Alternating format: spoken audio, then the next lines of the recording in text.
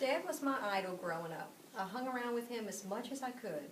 On the weekends, when he worked the night shift at Kaiser, I would stay awake until he got home, always at 11:15, so we could watch scary movies together. And for those who know me personally, that was the last time I stayed up that late. Dad and Mom would come visit my family in Abita Springs when they still lived in Araby. We all knew, and our neighbors, when they arrived. Dad would play his truck bullhorn, Dixie. And, you know, Dad was not embarrassed, but I was. Oh, no. Okay. Trees. Trees are a wonderful thing.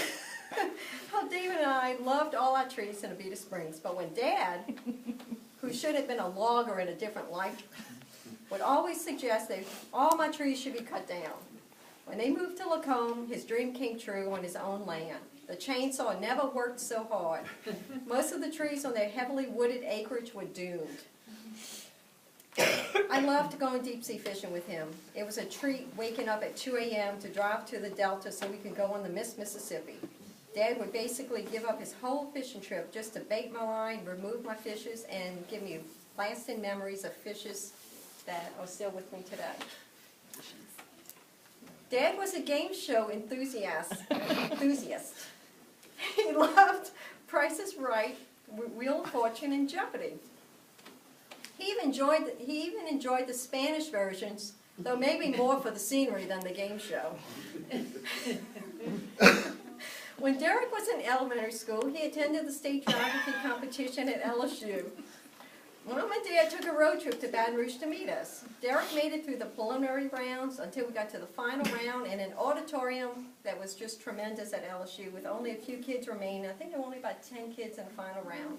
Things were going well. Derek was winning. The host asked Derek a question. Guess who answered it? Yep, Dad and Derek both knew the answer, and he blurted it out in the auditorium. The question was scratched. Derek missed the next one, which would have eliminated him from the round. Am I doing good, Mallory? You're doing good. Dad was loved by many people. It was amazing how easily he would befriend people. Dad moved to Houston in 2003 so he could be closer to Mallory and I so we could take care of him. During this time, he lived at Tremont, which is an independent senior community. He quickly got to be known as the cupcake guy and baked and cooked for his group of friends.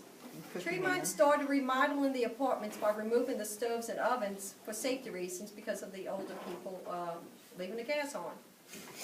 Dad was the only one left with a stove, and they knew that they weren't going to get that stove out of there as long as he had anything to say about it. And they didn't. Another example of Dad's friendship, the people he recently met in a personal care home during his last 6 weeks of life became so attached to him. The love they showed to him was touching.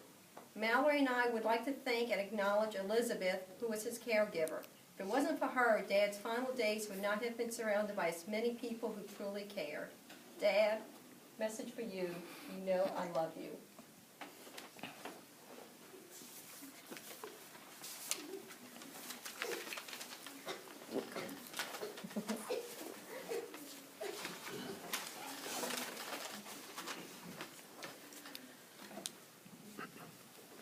So he claimed not even to like baked goods.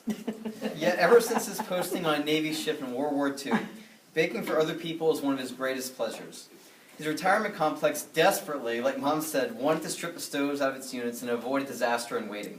He said they'd take his over his dead body. And he won. So how?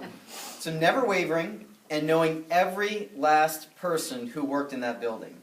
No technician or janitor wanted to be the one to catch Roy Moran's arched eyebrow upon bringing that news. In fact, his apartment was at the center of a trading network stretching across greater Houston. Service workers brought him ingredients, he baked their wives' and kids' favorite treats, and in return he got the excess ingredients plus some deer or other fixins that they might have caught recently. He may not have liked baked goods very much, fruitcake aside, the older the better, but that's not to say he couldn't eat. Upon hearing his bullhorn, seafood houses around Louisiana called in the reinforcements. When we returned to Houston I-10, my parents had passed by the best stop in Scott to buy him some crackling, and maybe a bit for themselves too on the side. His fingers twitched excitedly upon seeing that greasy brown bag walk through the door. I know what to do with that, and he did.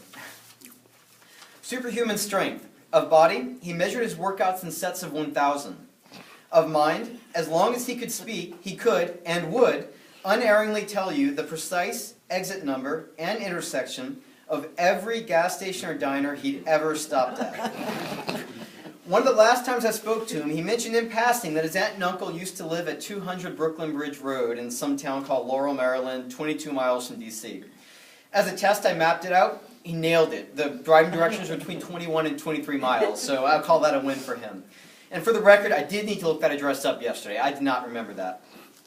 So honesty, even Matt knew who to call when he needed certain information, possibly.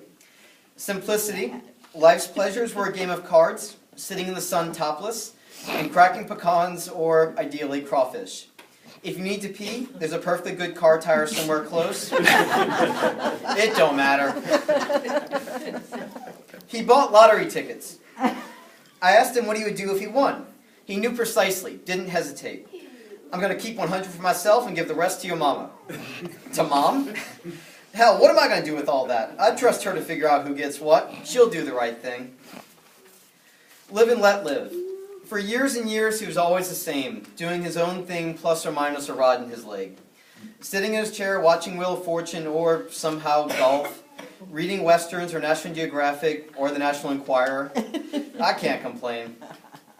The only time I ever saw him really want anything was 15 years ago. There was this strong-willed Jewish woman he'd spied from Brooklyn Navy Yard while on shore patrol duty. The boy from Kill told his patrol partner he was going to marry her. After knowing her for 5 days, he did. When she passed away over 50 years later, he did nothing but sit in her chair for weeks on end. He looked utterly lost. He recently said he was going to see her again. I'm not going to pretend to know that outcome, but we do have another, clearer outcome in his life around us today. People he befriended, people he loved, people he created. Live and let live, honesty, simplicity, a few things matter, and the rest don't. Let's celebrate the lives of Roy and Gloria Moran.